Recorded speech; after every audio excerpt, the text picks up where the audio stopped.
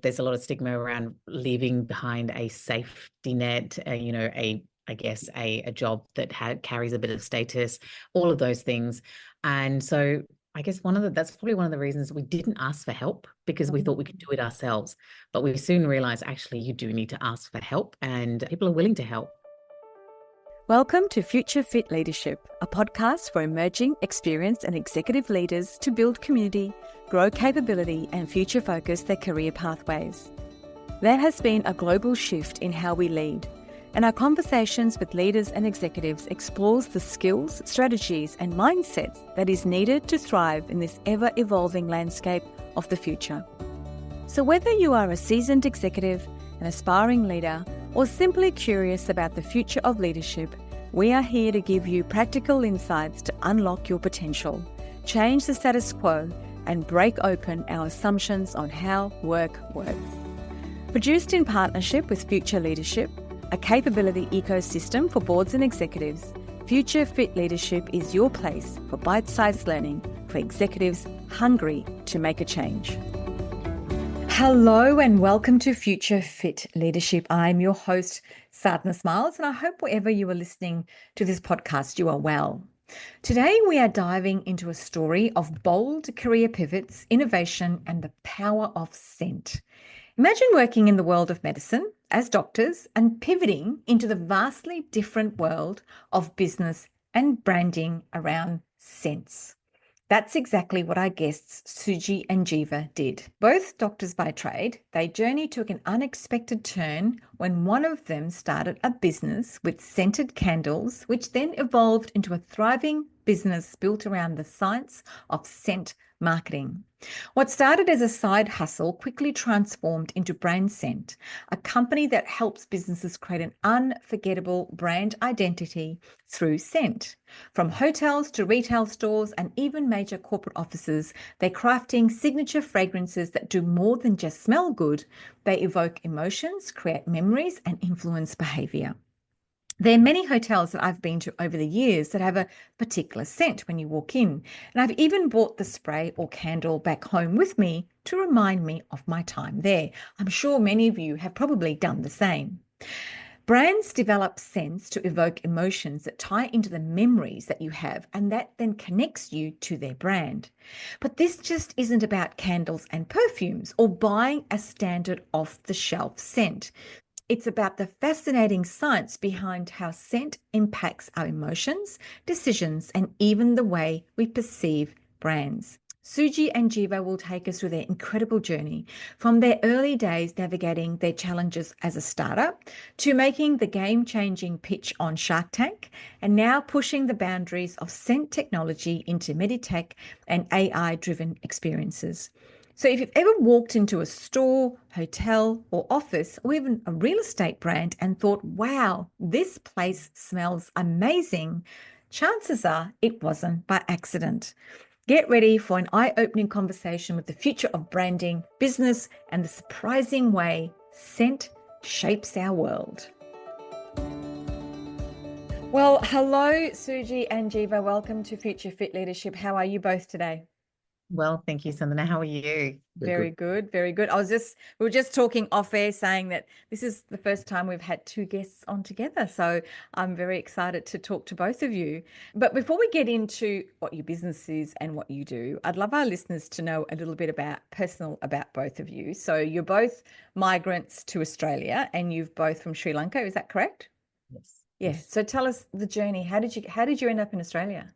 I finished medicine and then I was in UK for a couple of years working, and then I moved to Australia as a migrant to work as a doctor, and then so that's how I end up in Australia. And then Suji, for me, I moved.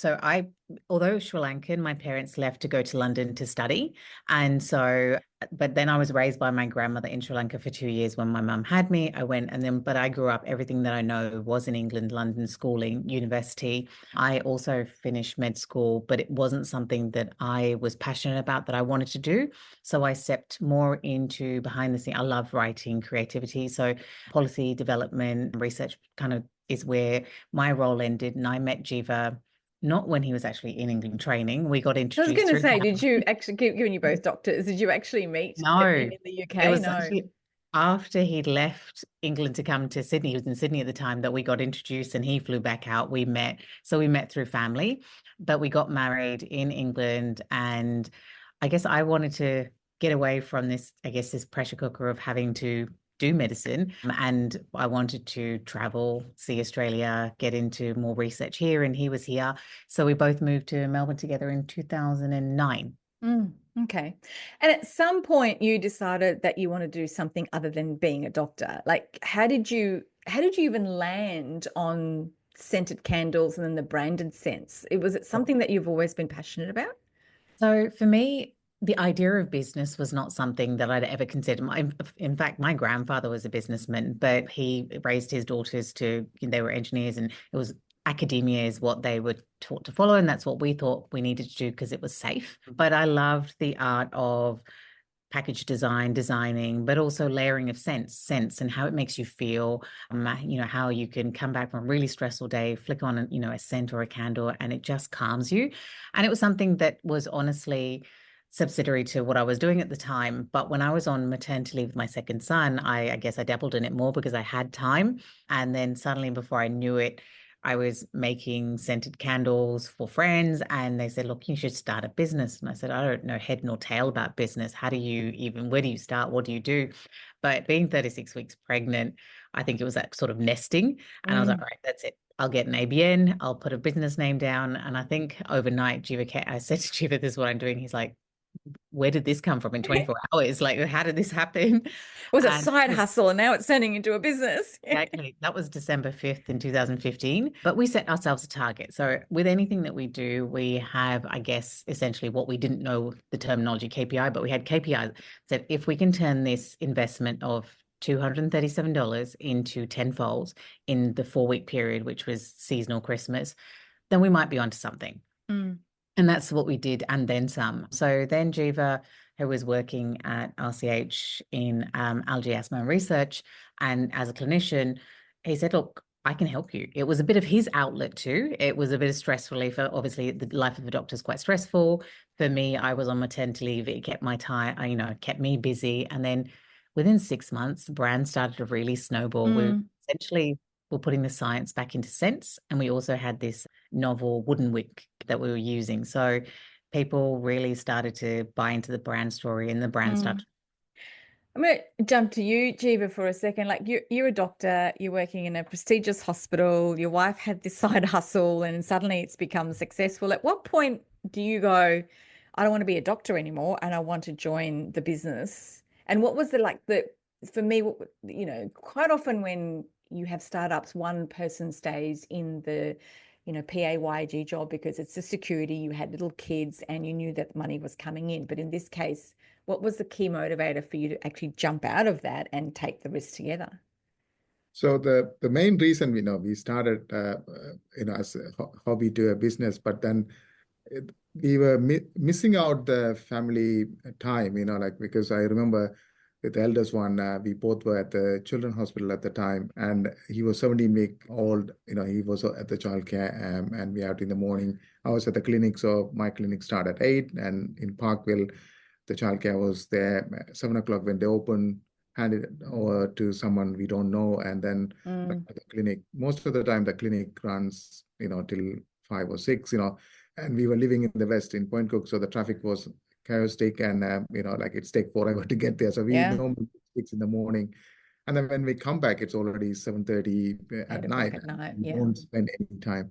And on weekends, I've been working on research clinics, and also I didn't had the chance to spend time with my elders as working as a doctor. And so that's where we both decided that we have to do something different.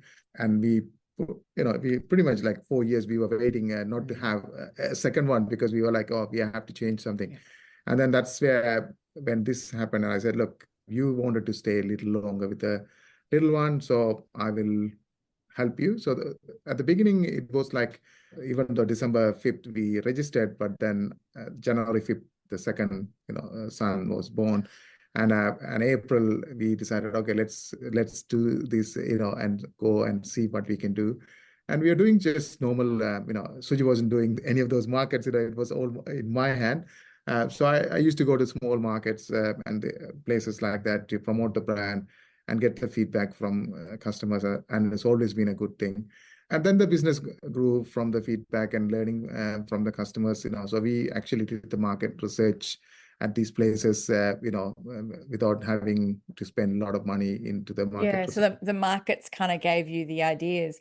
It takes a lot of bravery with startups, right? Because you've both come from secure jobs going into startup world, and it takes a lot of bravery for two people to actually do that and put your family really at risk around that as well. So congratulations to both of you on that, because I always take my hats off to couples who do this, and you're a success around it. I'm interested to know, did you put coaches around you at the start? Because quite often with startups, you don't know a lot of things when you're starting up a business, and then you start to employ people, and suddenly you are running the business, managing the finance, doing the HR, doing the selling, doing the markets, you're doing everything. So did you get any professional coaching or help or structure around this? When we started, obviously, we had no idea about business. We just, we didn't even know what is CRM, what is this, like none of those things. We just thought that, okay, we have a, An idea. it's a hobby, it's an idea, and we are taking into a business. But then after 1.5, 2 years time, there's a local council, Suji applied for a award, and we won the small business award. And then after that, they had some, part of the program, they had a coaching.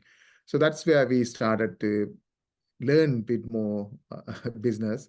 And we both good at learning, like we always like to learn new things. And I think that's helped us. And then from there, we've been doing quite a few different courses too. When we started, to be honest, we didn't even realize there was such a thing as business coaching, that was even a thing.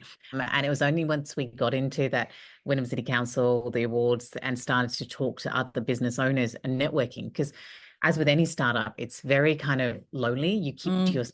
You think that you're not really interacting with people. And we weren't networking at that time. Well, didn't realize that there was such things as organizations and networks. We were really solely focused on the business. But that award, 18 months into thing, it's what opened up a lot of opportunities and ideas and doors. So in that course, that it was a 6-month program, we started to lay foundation, because we soon realized that without those foundations, it was really unstable. Like cash flow was crazy. We weren't sure what we were doing, how we were spending. Jeeva was still working at the time. It was only 4 years ago that really Jeeva came into the business 100%. So we did have a stable income at the time, because we needed that, absolutely. As you mentioned, young family, but at the same time, half the income had disappeared. And also there's a lot of stigma around leaving behind a safety net, a job that carries a bit of status, all of those things. And so I guess that's probably one of the reasons we didn't ask for help, because we thought we could do it ourselves. But we soon realized, actually, you do need to ask for help, and people are willing to help. So that's really it. And so we started to build relationships and networks, initially locally within the council and their economic and growth development unit, then broader within Victorian State, and so on and so forth. Yeah. So you started with scented candles, which went really well, but then you moved into the branded scents, which is what I really want to talk about.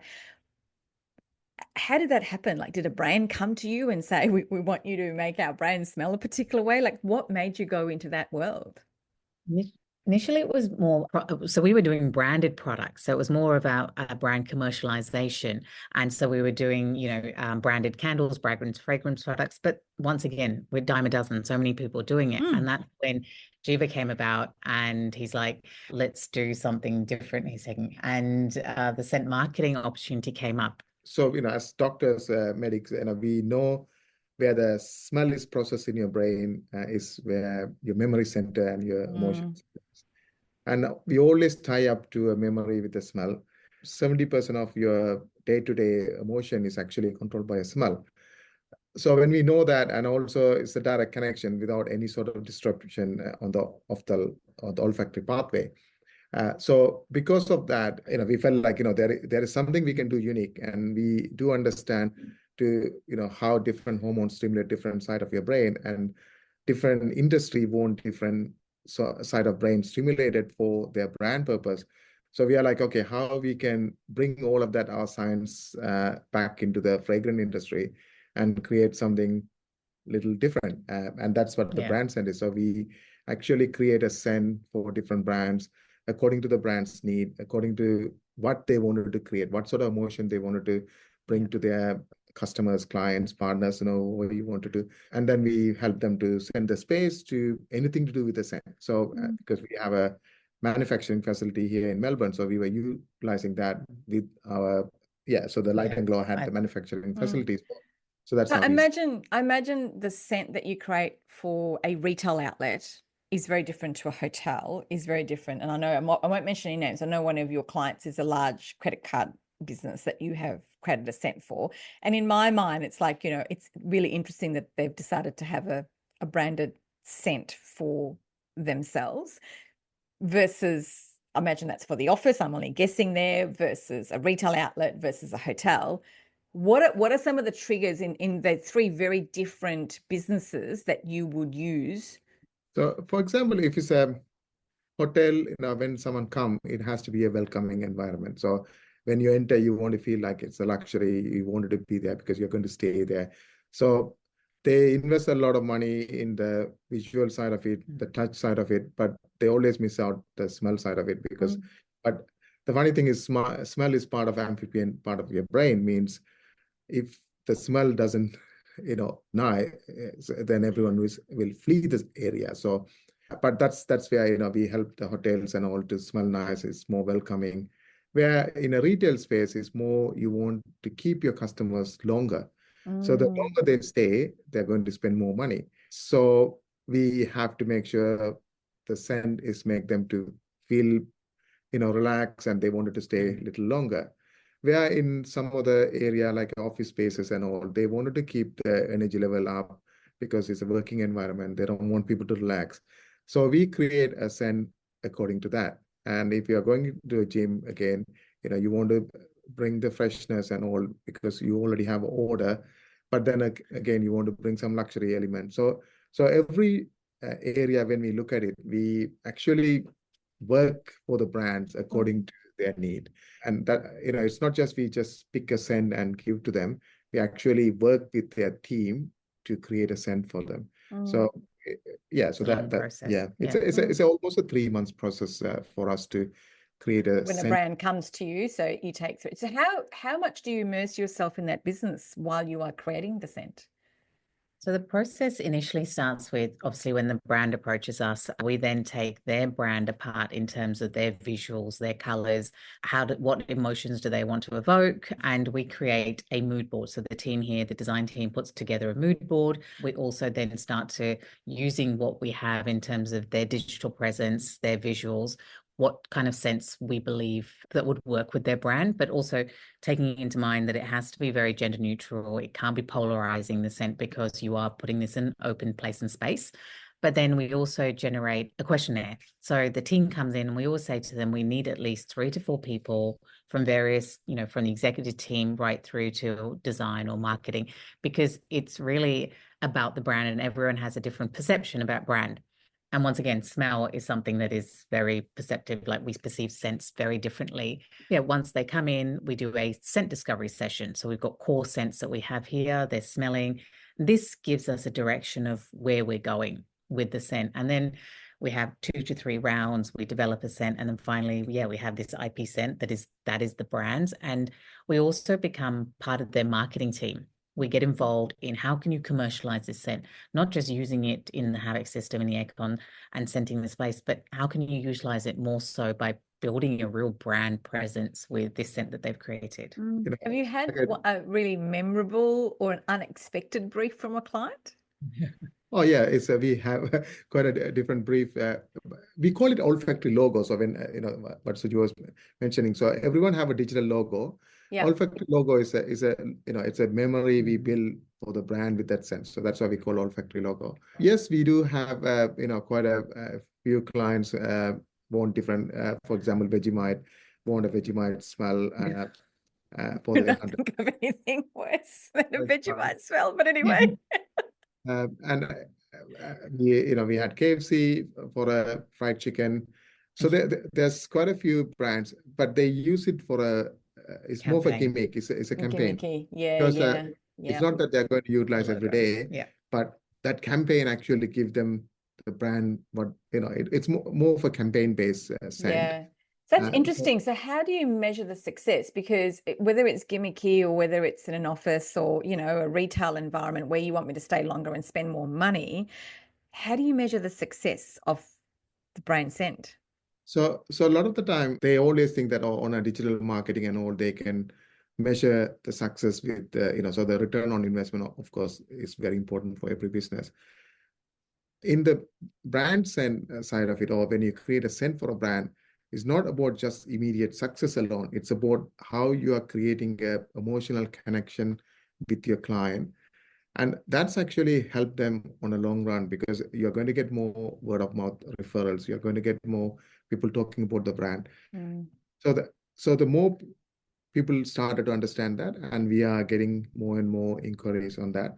And Suji always mentioned that it's not about Yeah, because often the question we get asked is, what's my ROI? And I often say to them, it's your return on imagination. That's your ROI. So I like that.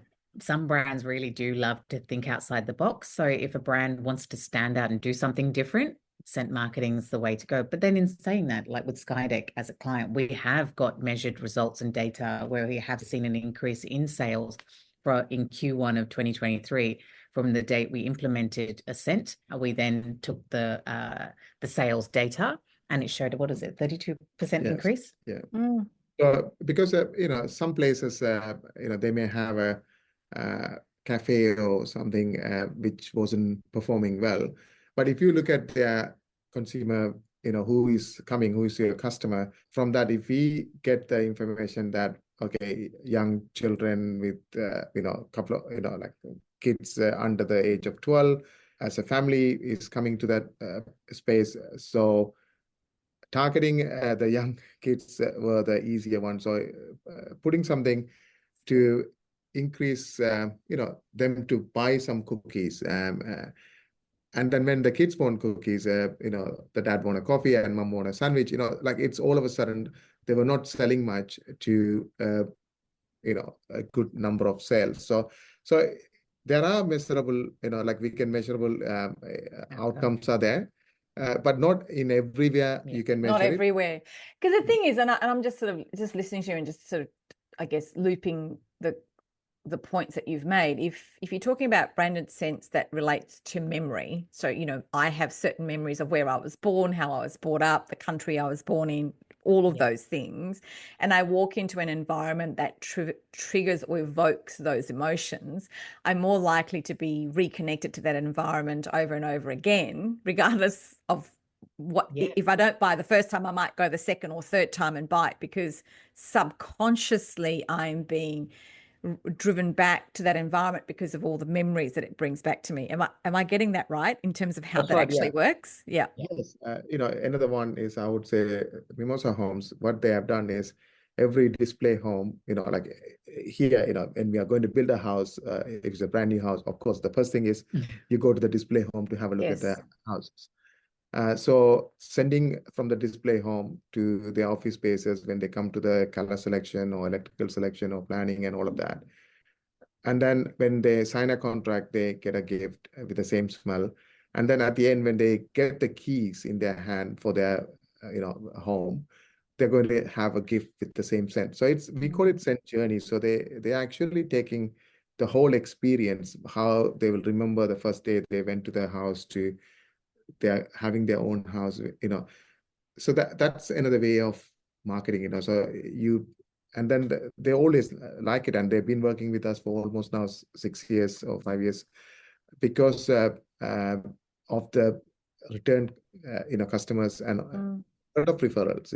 They said the word. Do you change that scent? So you've been with Mimosa Homes for like 5-6 years. Have you changed the scent in that period of time, or has it always been the same? The same. You don't want to change the scent because if once it's your signature scent, you actually want it. And that's one of the reasons when we create a scent, we actually take so much time and effort to create something unique because you don't want to change it. It's unless you change your brand, whole branding is changes. You wanted to keep the same scent as a consistent, so that will actually help with the memory. Because like you mentioned, every time when you go to a temple or to a particular place, if you have the same smell, you will remember it, and you'll be like, oh, I remember this one when I was a child. I used to go with my grandma to this place, and that is what the memory is, and that is what we try to create for brands when they really. Have you gone offshore with this business? Because I imagine that working in different countries, so different ethnic groups or different, countries as such, will have different requirements. So, how a scent works in a retail space in Melbourne will be different to how a smell works in a retail space in Singapore, for example. So if you were asked to do that, would you take that into account? Of course, yes. So when we look at it, we look at we just pull apart the whole brand. We take the elements from their color of their logo to the design and who is their audience, so everything.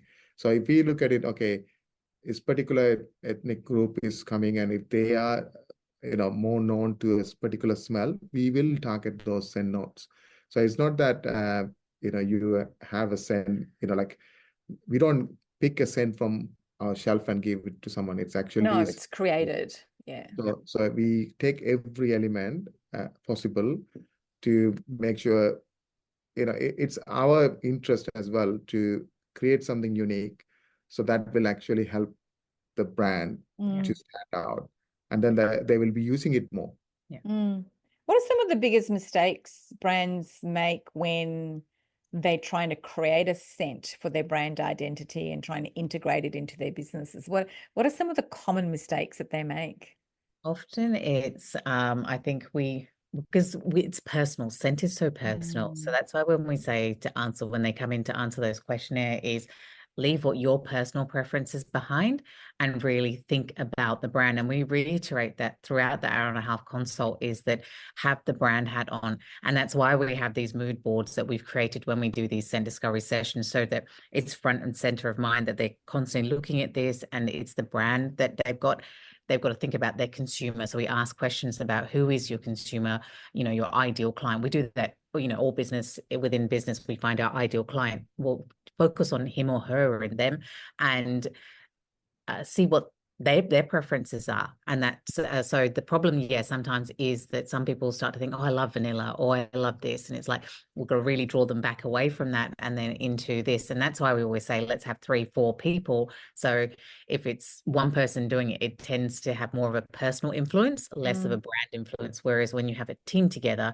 it's around a team. They'll be discussing as well in between the team, So that's exactly how Suji mentioned. It's very important that it's not about your personal preference. It's about what the brand actually needed, and we always guide that. It's so true, because every time I go, like I was born in Fiji, so every time I buy, I come out from home at duty free and I buy those body creams and stuff. I always go for the coconut, the French penny, because when I put it on in Melbourne, it reminds me of home. But that's a very personal taste, right? So if you had me doing a mood board, I'd be going French penny and coconut every single time, which may not work for everybody in Australia. And that may not be the right one for a brand, which is if it's a brand with a blue and this and that, like you have a different smell. Coconut be quite polarizing.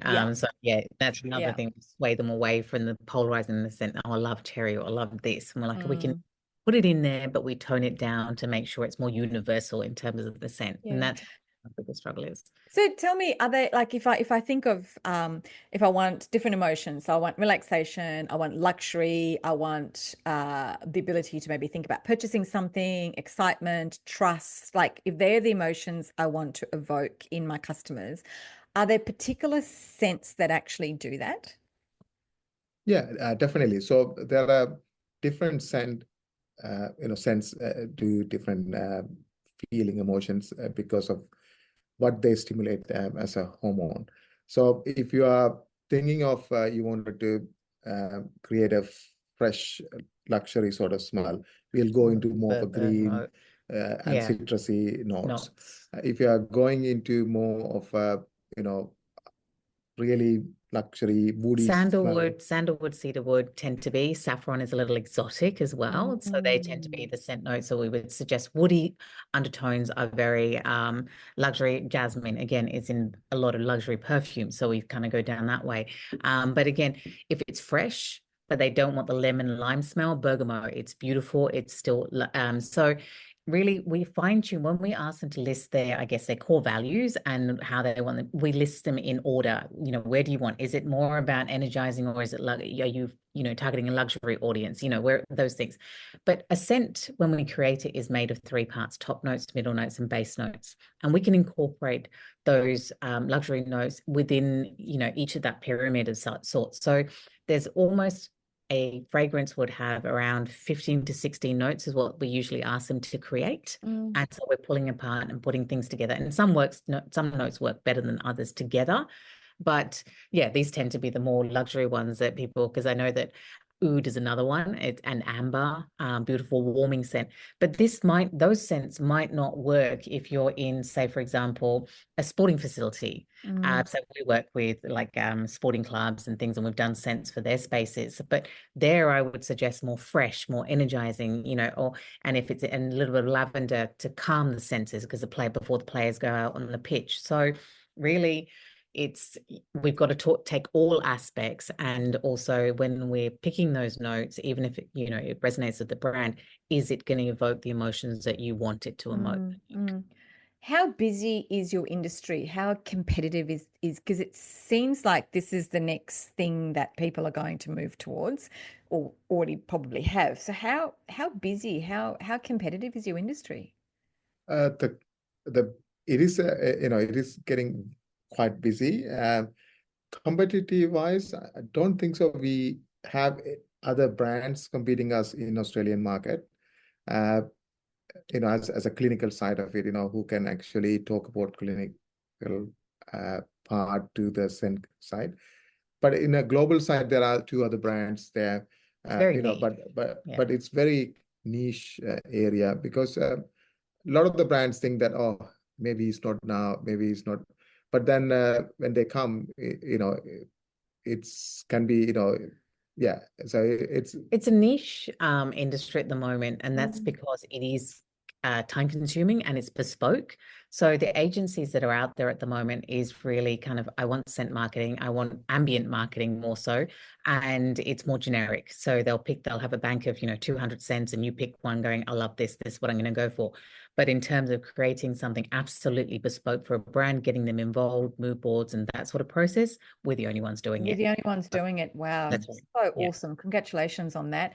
Where do you see the future of this business? So, at some point, people are going to jump on this idea and go, hey, this is great. There's only one other company in Australia doing it. We need to do it too. So where do you see your business in 5 or 10 years' time?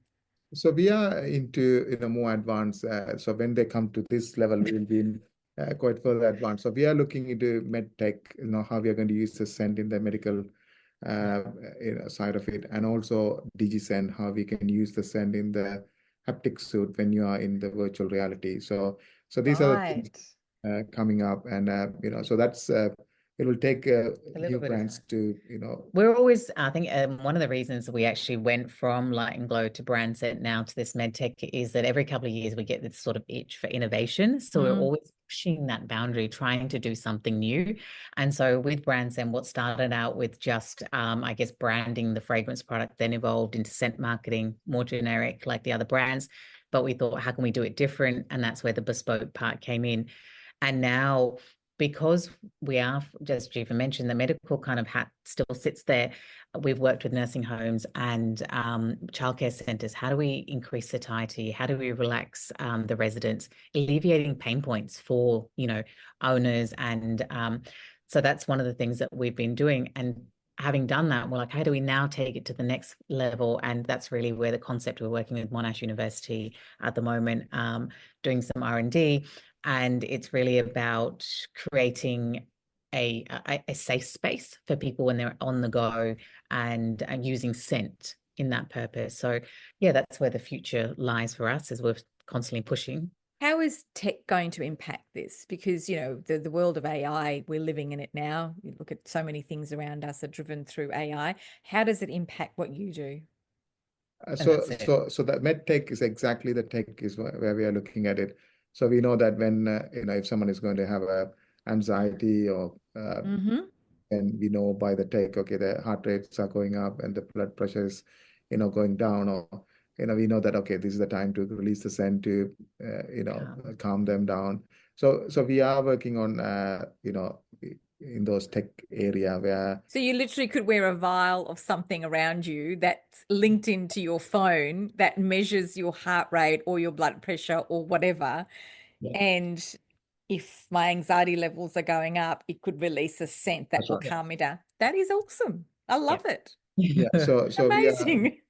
it will talk to your, smart watch Mm. through your phone or, through your watch. And then, yeah, so that when it's things that's the time to release, it will release it. And then the Wow. other stuff that you were talking about is like Skydeck are already doing when they have that eggshell where they're taking you through parts of Australia and they're releasing scents to the sensory journey. But that's when we're walking around. I mean, Apple are already doing it with the whole goggles and things like that. So if you're walking in, outback Australia, the scent would, be that. Or if you're in Hawaii or Fiji or something, the scents would spray and it would be different. So it will be Mm. scents are very transportive. And Mm.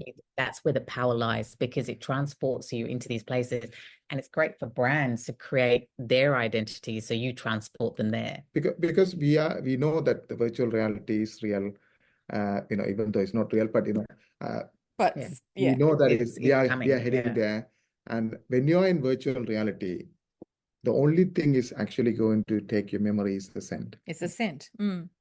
So by investing on scent for bigger brands, it's that going to help them when they are, advertising in the virtual reality. Because if I give a scent of KFC, for example, you will straight away, oh, I know there's a fried chicken. Where's KFC? Mm-hmm. You will look Mm. for, You want to go and have some. Yeah. yeah, yeah. exactly. So Yeah. that's the exact thing we are trying to do in the digital Mm. world. Now, I can't let you go without talking about Shark Tank. Um, it was a few years ago that you were on there. Whose idea was it to go into Shark Tank? It was Suji's because It's Suji. Yes, she was yeah, going. That wasn't me. It was her.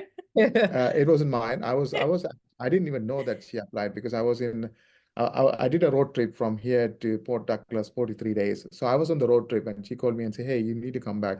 We got a filming. I was like, filming for what? And that's, yeah. Yeah, because I think it was in 2023, that's right, when we are in May, or in at that time. And for us, the economy obviously has been Mm. difficult. A lot of people have been struggling, and you have to be as a startup and as a business that's scaling, you've got to be very strategic in the way that you do your marketing. It needs to get eyeballs on the brand, but it can't be too costly. And so that's really where I needed to. So I thought this came up. Shark Tank had been on a hiatus for 5 years, and it was coming back in 2023. So I said to them, why not? BrandScent's novel. It's a novel concept.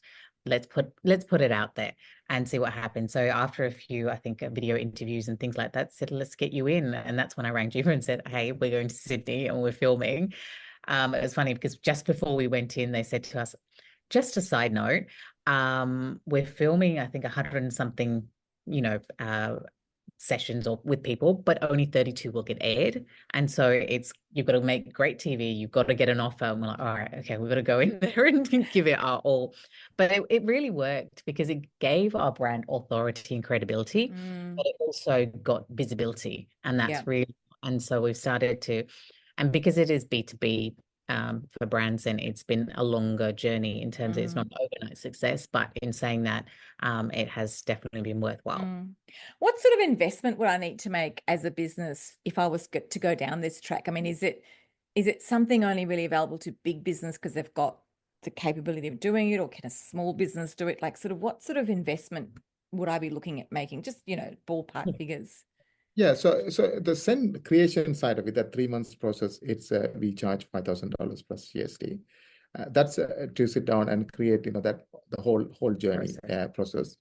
And then once the scent is done, then it's how you want to utilize. So before we even start doing that, we'll ask, what you're trying to do with the scent, how you're going to use the scent. So if they're going to put it through the air conditioning or office space through the aircon, it's probably will cost them a couple of $100 for a medium-sized space to send it through the aircon a month. And then any products they buy, it's all manufactured here. So we are, as a manufacturer, they'll be getting really reasonable price than they're buying from some other places. So it's Australian made as well. And it's Australian made, yeah. Congratulations to both of you. So it's an amazing, wonderful story, and what a great, success story you both are. All the best with this. For me, it's like every business should go out and get a scented product for their office, for their business, for their shop, for whatever it is. And if people want to do that, what's the best way to connect with you? So we've got a website, brandscent.com.au, but if you shoot through an email to corporate@brandscent.com.au, but all the details are on the website just through an inquiry. And you can even play around the website. You'll see client testimonials and things like that to understand. But yes, scent marketing is definitely, it's not that it's completely novel though. It's been around since like 1970s, but no one really kind of thought it was a thing, and except a few big players. But now we've come into the game and made it more available to people, big business, small businesses, that are ready to think outside the box. And I love the way you've put science into this as well. It's not just about, I can go to a shop and pick a scent that I like, that's my favorite. You've actually put a lot of science into developing a scent for a brand, which is fantastic. Yeah, that's exactly and it. you can connect us on LinkedIn as well. Yes. Okay, great. Thank you both for your time. It was a great conversation, and all the best. No, thank you so much for having us. And yeah, it's been great chatting. If you like what you've heard, please share, rate and review this podcast. And don't forget to share it with anyone who might benefit from hearing it. The producer of Future Fit Leadership is Maritza Barone from Guide Your Light Network. If you would like to reach out to me, please DM me on any of my social media platforms. I'm available for speaking at conferences or consulting to your business. Future Fit is created in partnership with Future Leadership, a capability ecosystem for boards and executives. If you'd like to join the community and receive a free takeaway each week, sign up to the Future Exchange app in my show notes. Thank you for having me in your space. This is a Guide Your Light Network production, creating podcasts with purpose.